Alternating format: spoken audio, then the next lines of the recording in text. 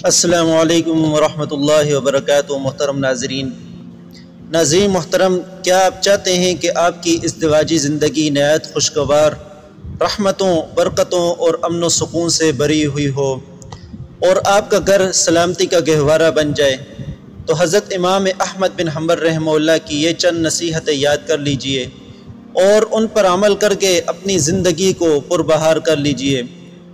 حضرت امام احمد بن حنبل رحمہ اللہ نے اپنی بیٹے کو شادی کے موقع پر یہ نصیحتیں کی: اے میرے لخت جگر، 10 خصلتیں اور عادتیں ایسی ہیں کہ جب تک تم اپنی اہلیہ کے ساتھ معاملات میں ان کی رعایت نہ کرو تو تم اپنے گھر میں ہرگز بھی خوشی و راحت نہیں پا سکتے، لہٰذا تم انہیں مجھ سے سن کر اچھی طرح یاد رکھو اور اچھی طرح ان کا اہتمام کرنا۔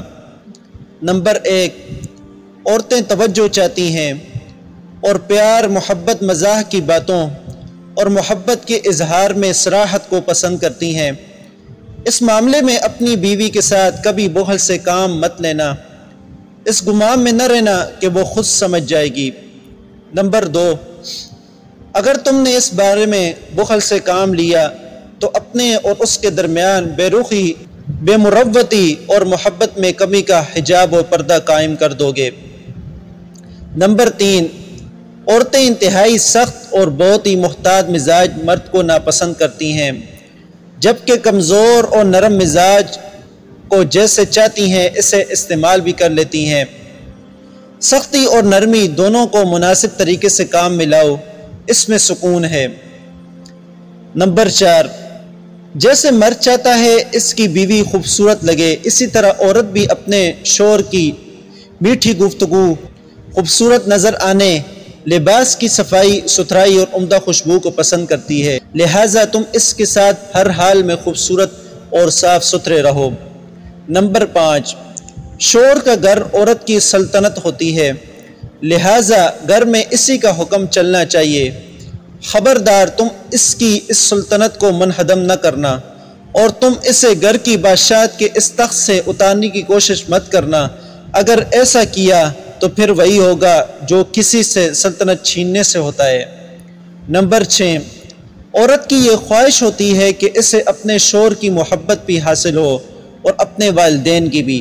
خبردار تم اس کے گھر والوں کے درمیان خود کو یوں ایک پلڑے میں کھڑا نہ کر دینا کہ وہ یا تمہیں اختیار کرے یا وہ گھر والوں کو اختیار کرے۔ اگر اس نے تمہیں اختیار کر بھی لیا تو رنج و غم کی کیفیت سے پورا گھر متاثر ہوگا۔ نمبر 7، عورت ٹیڑھی پسلی سے پیدا کی گئی ہے اور یہی اس کے جمال اور اسی کی طرف میلان کا راز ہے، یہ اس میں عیب نہیں ہے۔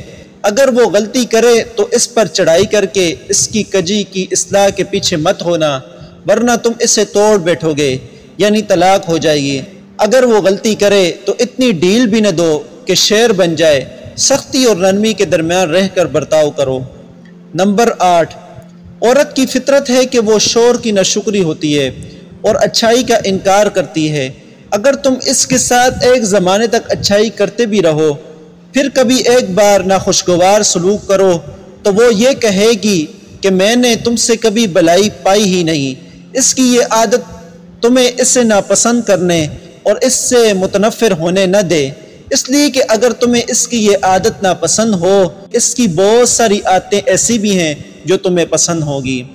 نمبر 9، عورت جسمانی کمزوری اور نفسانی تھکاوٹ کے ایسے مراحل سے گزرتی ہے کہ اللہ تعالی نے بھی ان مخصوص حالات اور دنوں میں نماز کا فریضہ بالکل معاف کر دیا ہے اور روزہ بھی وقتی طور پر معاف کر دیا ہے، لہٰذا ان حالات اور دنوں میں تم اس کے ساتھ اچھا برتاؤ کرو، جس طرح اللہ تعالی نے اس کے ساتھ نرمی کا معاملہ فرمایا ہے، تم بھی اپنے معاملات میں نرمی کا معاملہ کرنا۔